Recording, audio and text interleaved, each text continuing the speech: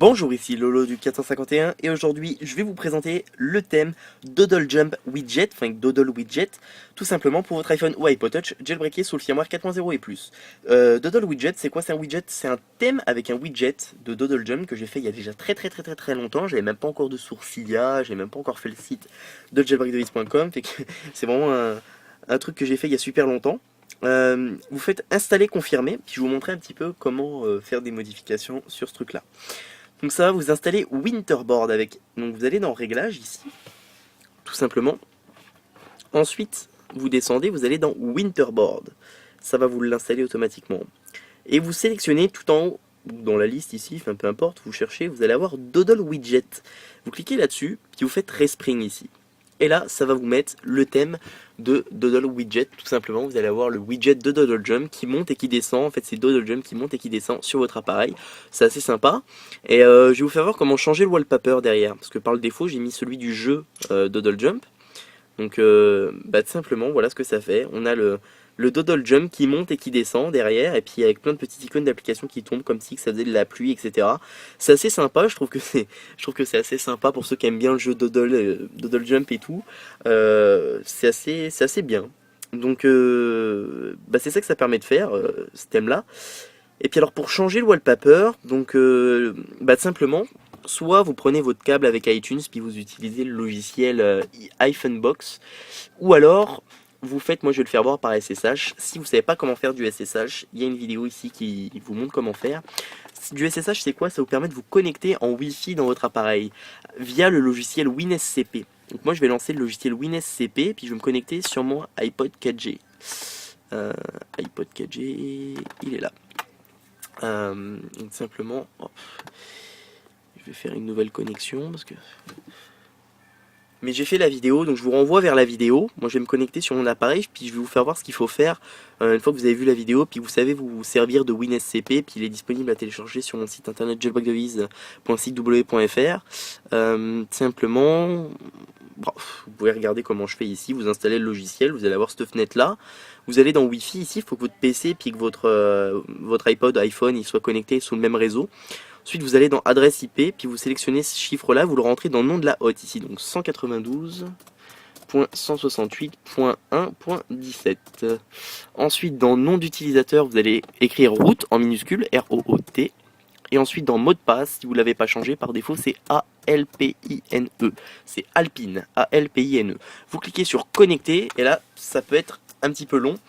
Faut attendre. Alors par contre, pour que ça marche, excusez-moi, c'est pour ça que ça marchait pas, faut avoir installé dans votre iPhone l'application OpenSSH, sinon ça va pas fonctionner. Donc vous allez dans Cherche ici en bas et vous tapez OpenSSH, O-P-E-N-S-S-H. Donc on va voir ça tout de suite, je vais l'installer puis ça va fonctionner direct. O-P-E-N-S-S-H. Tac, il est là, OpenSSH, installé, confirmé. Il est même disponible sur la source de jailbreakdevice.com. Puis dès qu'il va être installé, il va arrêter de faire des bugs lui. Voilà, ça y est, maintenant il est installé. Il va relancer le truc. Puis là, ça va se connecter. Il va se connecter dedans automatiquement. Tout simplement. Donc après, vous pouvez cliquer sur retour ici. Je l'ai peut-être désactivé dans SB Settings. C'est peut-être pour ça qu'il marche pas, ce con. SSH. Voilà, on va faire reconnecter. Comme ça, je comprends pas pourquoi il bug long comme ça. Je vais le relancer. C'est celui-là en plus. Voilà. Donc vous relancez, vous quittez le logiciel, enfin vous installez OpenSSH d'abord, après vous lancez le logiciel. Et là ça va rester comme ça là pendant un certain temps. Si c'est la première fois que vous le lancez, ça va mettre longtemps. Faut installer OpenSSH d'abord et après vous vous connectez dessus, comme je vous ai fait voir au début.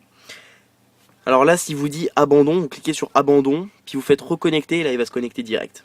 Donc après vous allez voir ça, vous faites mise à jour, et en mot de passe vous tapez A-L-P-I-N-E, mais si vous l'avez déjà tapé une première fois, il ne vous le demandera pas une deuxième fois.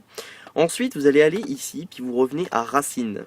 Ensuite, vous allez dans le dossier var, après vous cherchez le dossier stash qui se trouve en bas, ici, vous allez dans stash, et après vous allez dans thème, ici, et vous allez avoir Doodle Widget qui se trouve juste ici.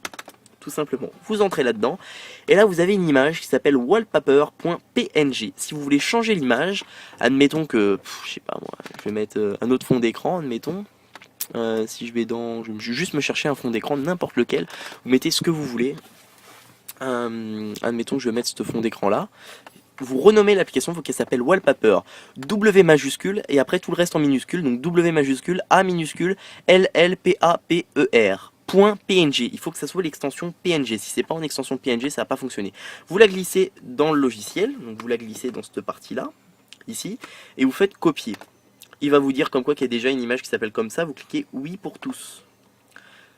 Une fois que c'est fait, vous pouvez fermer le logiciel ici, puis je quitte là, et puis tout simplement, si vous allez sur votre Springboard, là on peut voir que c'est toujours la même image derrière. Avec SB Settings ou n'importe quoi, vous éteignez votre appareil, vous le redémarrez. Moi je vais juste faire un respring. Si vous savez comment faire un respring, bah faites le respring.